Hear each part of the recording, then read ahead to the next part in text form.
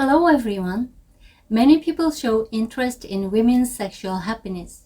They talk about sex techniques, orgasm, or surgeries for improving women's sexual happiness. Unfortunately, all the conventional information and knowledge focus on the aspect of sexual pleasure itself. Especially, many people say women's orgasm is important for sexual pleasure.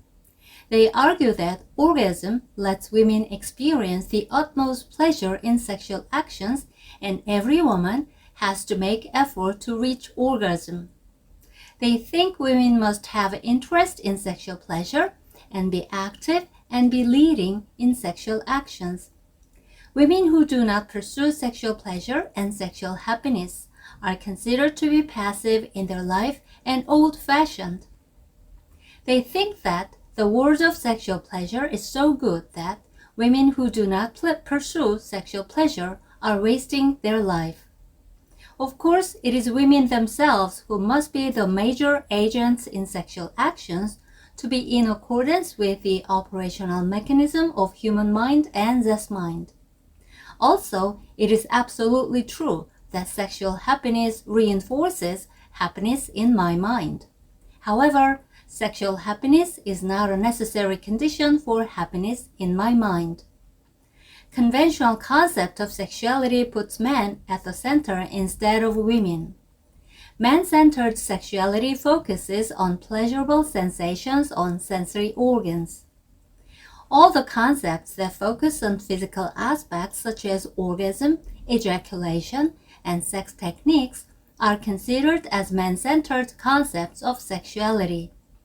Women can transform such physical sensations and energy into feelings of happiness. But pleasurable sex gives you positive moods only temporarily, and it is not sexual happiness in and of itself. It is only a small part of sexual happiness. This mechanism explains why women in general don't consider sexual actions to be important. Women put much more importance on positive feelings than on positive moods or pleasurable sensations. When women have great wounds and lack positive feelings in their mind and feel unstable, they try to compensate for their negative feelings by having sexual pleasure. As they get themselves immersed into sexual pleasure more and more, they end up pursuing intense positive moods from sexual pleasure, disregarding feelings of love and happiness. These women usually promote the importance of orgasm as well as women's sexual pleasure as a necessary condition for happiness. In other words, such women are considered to have great ones in their mind.